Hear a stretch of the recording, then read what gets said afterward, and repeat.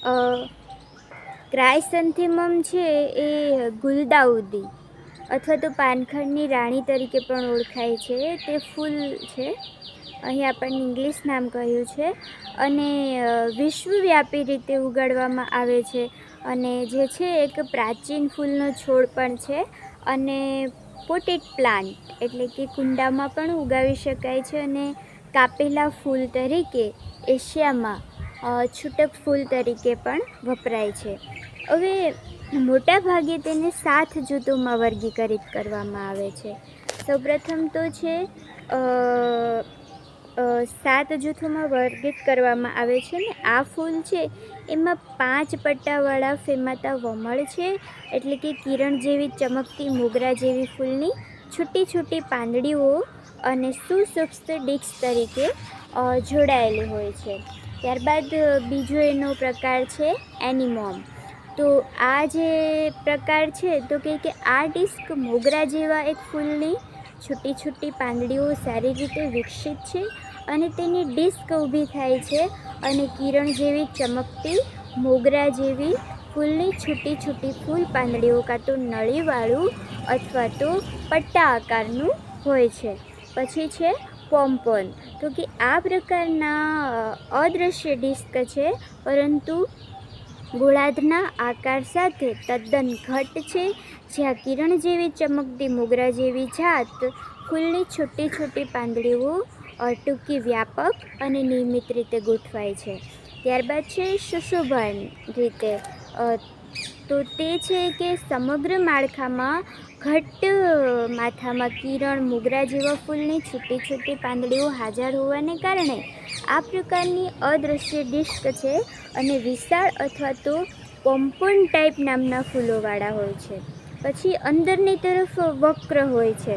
તો કે આ ડાળખી પર ઘટ્ટ ફૂલોનું ઝુમખું સંપૂર્ણપણે બેવડું છે અને સંપૂર્ણ રીતે ગોળાકાર છે, જ્યાં પાંખડીઓ આવે છે અને જમીનની બહાર નીકળવું હોય છે અને ઝાડ પર ચુસ્તપણે બંધ થાય છે.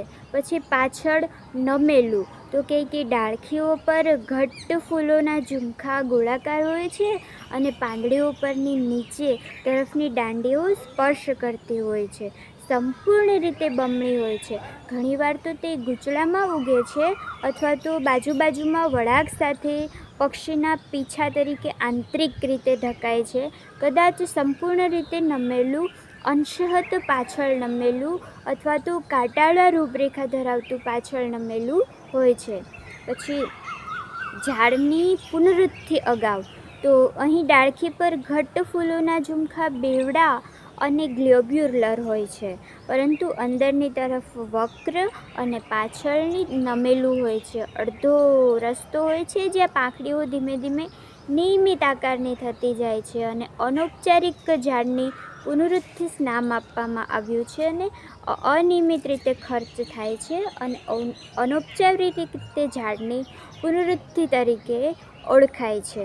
હવે અમુક જે જાતો છે તે આપણે જોઈએ તો માનાંક જાતો. તો માનક જાતો એટલે કે મોટા ફૂલવાળી જાતો, જેના નામ છે Basanti, bronze, princess, Annie, gay Annie, giant, Indianapolis, white, Indira, Jaya, Mahatma Gandhi, pink salmon, કુર્મિના, પલ્પર, Annie, Rakhi, red gold, red રેઝિનિટી, શાંતિ, શરદ, માના, snowball, Sonar, Bangla, Tata, century, Thai, things, queen, Vatika, white star, yellow fresh, સૂઝમિજ, યલો સ્ટાર વગેરે. ત્યારબાદ સ્પ્રે જાતો એટલે કે નાના ફૂલોવાળી જાતો અજય, અપૂર્ણ, સ્વરૂપાંતરવાળા, જંતુના, નાના કીડારા, Arctic, buggy, Birbal, Sahni, cameo, ચાર્લીના, ચેનચાળા, જયંતી, જ્યુબિલી, કુંદન, લાલપરી, નાનેકો, પૂષા અનમોલ, પૂષા આદિત્ય, રાયટ, સર્ફયાલ એન્ડ બ્લુક્વેટ્સ વગેરે. ત્યારબાદ તેની આબોહવા જાણીએ તો કે જે ક્રાયસેન્થેમમ્સ છે એ ટૂંકા દિવસના છોડ છે, કારણ કે ફૂલો માટે ટૂંકા દિવસોની જરૂર હોય છે. જોકે વધુ સારી વનસ્પતિની વૃદ્ધિ માટે અને લાંબા દિવસોની જરૂર પડે છે. અને વનસ્પતિના વિકાસ માટે નિર્ણાયક લંબાઈ છે એ 14થી 15 કલાક, ફૂલોના પ્રારંભ માટે 12 કલાકથી ઓછી હોય છે, પરંતુ મહત્તમ ફૂલોના માટે તેનું તાપમાન છે એ 20થી 25 સેલ્સિયસ તાપમાન અને રાત્રિના સમયે 52 સેલ્સિયસ તાપમાનની જરૂરિયાત હોય છે.